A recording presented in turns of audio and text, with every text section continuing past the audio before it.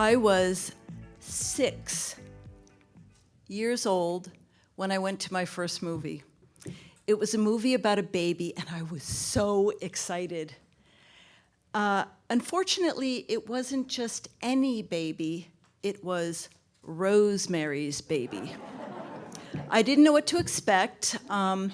Normally, I'd be left with my babysitter, June, who I loved, but even still, I didn't want to be left home because I'd missed too many great opportunities. Dr. Dolittle, Valley of the Dolls, both of which sounded great. My sister told me movies are like a great big TV, but also like real life. I tried to imagine something so incredible.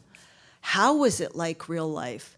Was it like how I knew but Speed Racer didn't, that Chim Chim was in the trunk of the Mach 5? Or how Goliath knew that Davy should not go on the ice? But no, real life wasn't like that. You couldn't know what bad thing you might need to avoid. Like when my brother and I made masks out of paper bags. When Pete was done, he scrunched his up and threw it in the garbage, and I folded mine neatly and put it back on the top of the pile at the top of the basement stairs and ran off to play. Well, the next day, my mom comes out with the cut paper bag and says, "Who did this?" "Not me." "Well, who then?" "Pete?" "Well, we'll find out, won't we? And you better not be lying." I panicked. What did she mean I better not be lying? Could I find Pete and signal him and maybe he would lie for me? But why would he think to do that? And what was so bad about the paper bag? "Well, I did it. I'm sorry." "Oh, so you were lying," she said, heading off to the bedroom to get my dad's belt.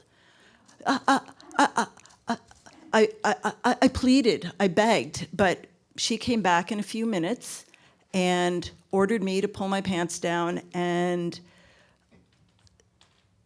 everything, the sound magnified, and the air was buzzing around my head, and the floor rose up, getting closer and closer to my face until it was an inch away from me.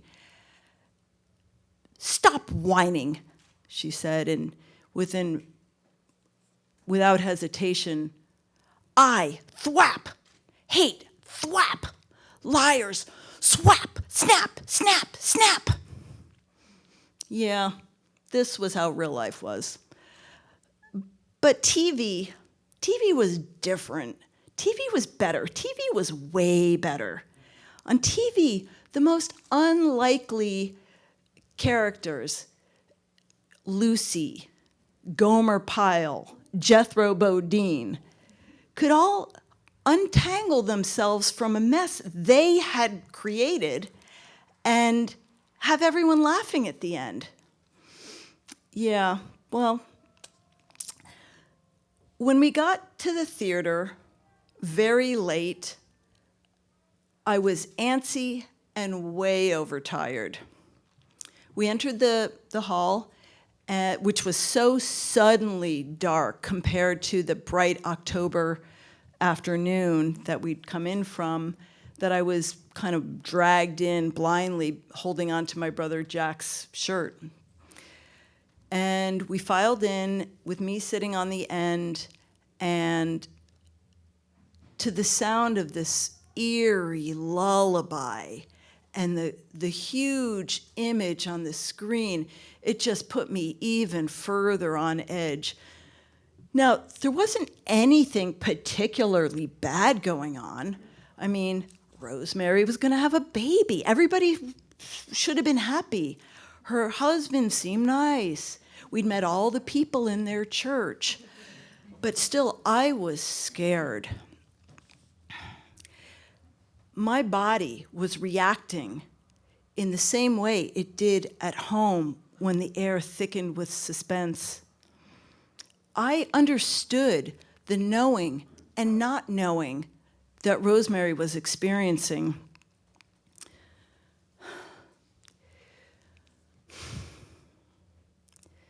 Was this the real life part? I couldn't follow the movie's confusion, but things were definitely getting worse. One guy fell out a window, another one got blinded, and Rosemary was getting more and more anxious and distraught. During one particularly haunting scene, my mother could not reach her arm past the eyes of my siblings to cover mine, and I saw it all. The reality was overwhelming.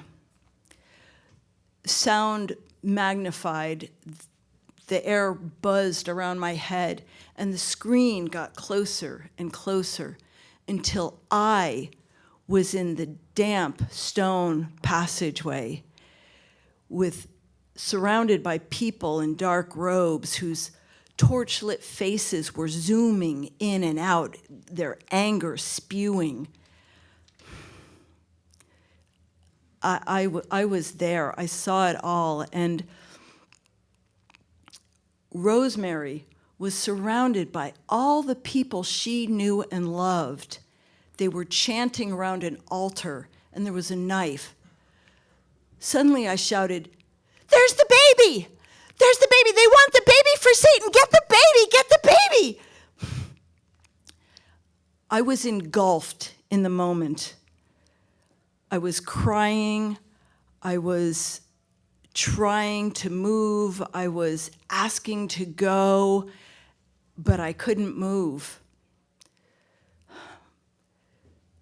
My sister, who was also clearly terrified, said, "Shh, shh." And my brothers hissed, "Shut up, Janice, just shut up." And unable to withstand the scorn of those I knew and loved and trusted, I quieted myself and I closed my eyes and I held my breath and I drifted in and out of a waking dream where real life died and I, my mother's baby, passed into a spinning darkness. Thank you.